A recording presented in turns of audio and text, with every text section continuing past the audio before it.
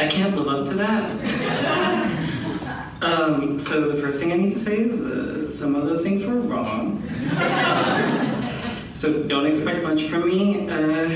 I will say all of you look beautiful today. I always try to get a round of applause for how beautiful you all look, so can we have a round of applause for how beautiful you all look?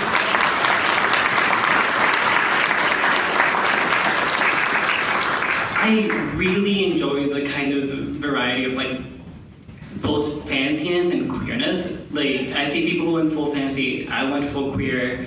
The reason being very tied to the kind of speech that I wanted to give and the kind of speaking that I wanted to give. When Marla asked me to speak here at LabGrad, I agreed, but with the proviso that I'd be allowed to resist and stand in opposition to standard speech practices. I wanted to speak queerly because this is a queer event, and Marla's only instruction was, don't get us fired. So I'm really hoping that this speech fulfills that requirement. So, okay. A lot of genuine laughs. So when I thought about what I wanted to say when I got up here, I knew I didn't want to put you through the standard cookie-cutter speech which emphasizes progress and how far we've come. Because progress is ultimately a capitalist construct, which is oriented towards a finishing goal. Because, like, it implies that everybody can get there, to the finish line of success, and that all of us experience our lives in a straight line. But in reality, not all of us start on the same spot, and some of us never get there. When we push progress narratives, we inherently imply that if you don't succeed, and if you don't get there, you fail. Some of us are tired, and we're harrowed, and we're stressed, and some of us haven't had a good finishing semester, we haven't had sleep. I know I haven't. Some of us are only graduating by the skin of our teeth. I know I am. Some of us won't get jobs for months or even years. Some of us will suffer. Some of us will experience hardships due to our circumstances or our identities. And I would not do you all the disservice. I know you all too well and love you all too much to do you the disservice of a progress narrative. 6 months from now, if you're struggling to get a job, paying off loans, and having a hard time, I don't want to be the one who implied that you're failing because you don't fit the progress narrative. So instead, I decided to focus my speech around a different encouragement, an invitation to exist queerly, to engage with others in queer manners. My invitation is this. As you exit the university, perhaps to return for graduate work, good luck. Or to enter the workforce, good luck. Or to be home playing video games, I wish. Or protesting in the streets, yes.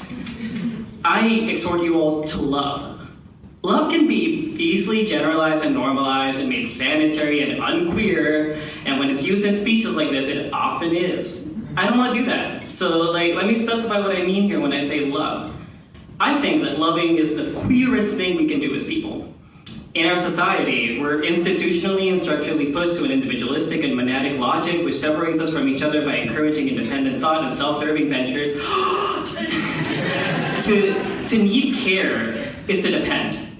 To need care is to owe. When we ask for care, we're treated as if we're indebted to our carers. Like we're parasitic against a machine of capital. When Fox News runs segments questioning whether poor individuals who own refrigerators should have their food assistance removed, this is super evident. But when we love, I think we participate in a communal and altruistic logic. When we care with love, we give without the specter of death hanging above us. We engage with the unknown and unknowable connections which we have no words for, but we nonetheless feel. And I see you all doing this every day. Through my time at the university working for the center, or being a student, being in Dr. Keegan's classes or student groups, I've seen you all practicing love on a daily basis. Love's a spectrum. It's not limited to intimate sexual love, although this can be an expression of it. You love yourself when you get up in the morning, or when you decide it's better to stay in and sleep, and I do that all the time. You love each other when you, like Finn Marks, who I don't see here, but they really should be here. When Finn Marks exclaims, I love and support you, your love is literally right there. You love when you listen, when you learn, when you call in problematic expressions, when you engage intersectionally. You love when you hold hands, when you smile at each other, when you joke, when you're extra. I'm looking at you, Jared. No shit. You love when you're proud of your identities, including being extra. Not just your queerness, or your transness, but your race, your ethnicity, your ability, your mind, the parts of you which you have been taught not to love. You love when you work, when you dress fine, or comfortably, or don't wear clothes at all. You love when you stand up, when you act up, when you protest, when you exclaim that Black Lives Matter, when you don't allow another trans woman to die forgotten, when you hold others accountable, because your love does not allow for injustice. You love when, on the way back from protesting, you hold each other close and ask if people are okay, and remind each other that you are loved and that you love.